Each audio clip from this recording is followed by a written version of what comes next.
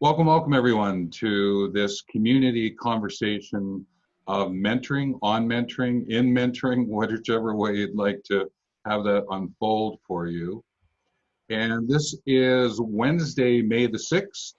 So this is the fifth, I believe, of the 11 that we've scheduled. And the records are available on our website, and that will be posted with the show more notes. And I will put it with the edited version of this video so that you have it as a reference as well. Now, one of the things that we do at the very beginning is we just ask everyone to just give a quick introduction to who are we, so that we get to know each other. And then we would ask if you have a website, just put that in the chat notes so that if someone wants to follow up, they can. I do list them in the show more notes for the video as well, just as a follow-up. So let's get started with Doug. Doug, you want to just introduce yourself? Sure. So my name is Doug Lawrence, and I am the co-founder of the International Mentoring Community, as well as the Director of Education. And I have a mentoring practice where I have accumulated in excess of 2,000 hours of mentoring, both in person and virtually. And I'll add my website address as we speak. Thank you. Rohit, you want to? Yeah. Good morning, everyone. My name is Rohit Kumar, and I do live in Regina, Saskatchewan. And basically, I'm a Federal Law Society's candidate for pursuing my law education in Canada.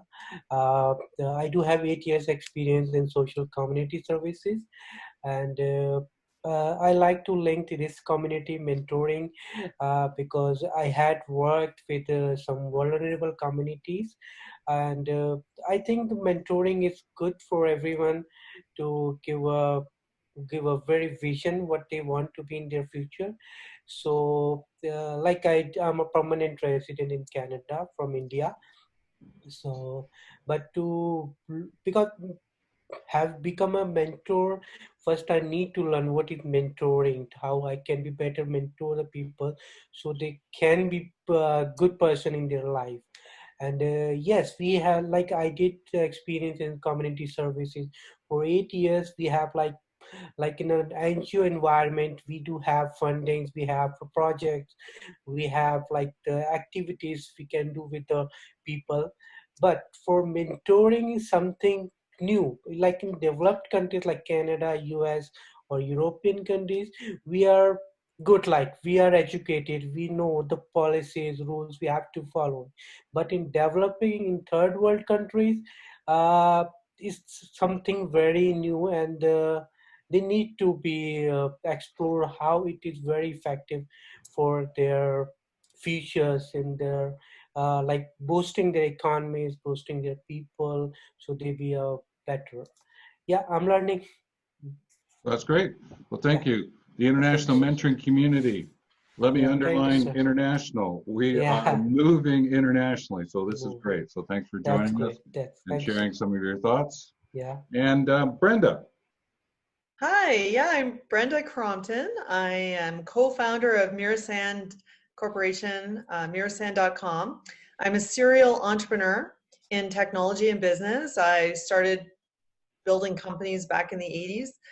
And what I do is I help tech startups get into revenue, and I also help corporations implement technology and new business divisions. I've led about 20 multi-million-dollar projects there.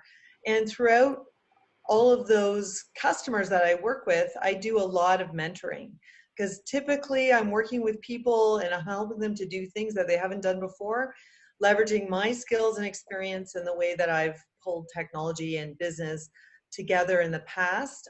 Not technology for the sake of technology, but to actually gain competitive advantage in some aspect of business, whether it be increasing revenue, reducing costs, or streamlining the way employees work so that they feel happier and more satisfied in the work that they do. So that's the context in which I do mentoring, and I just love to watch the the look on people's faces when they achieve success in something they haven't done before, that really gives me a lot of joy. Wonderful, wonderful. And then by introduction, Stephen Hobbs. I am the Director of Certification for the International Mentoring Community. So I work very much in the background, making sure that the certification process adheres to the rigor that we want to go with verification.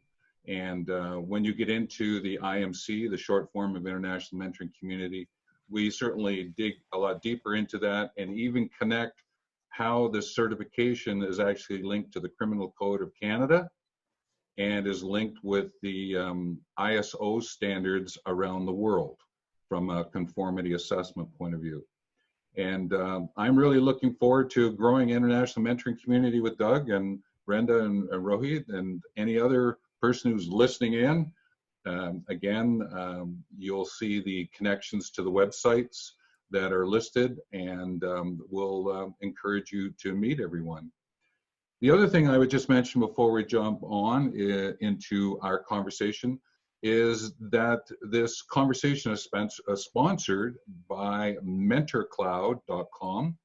It's a software service for matching up mentors with mentees, but more so to be able to develop the mentoring in the workplace kind of programs. And we're working with them on the use of the platform as part of the certification verification process. So we're looking forward to that strategic alliance over the years to come. Now, I have the pleasure of being the facilitator of these conversations. And at one point, I was letting people know where we're going. And I thought I'm going to try something a little different. And I'm not going to let anyone know where we're going. Therefore, I didn't set any, think about these topics before you come in. So I'm just going to go for it and have some fun with you today, okay?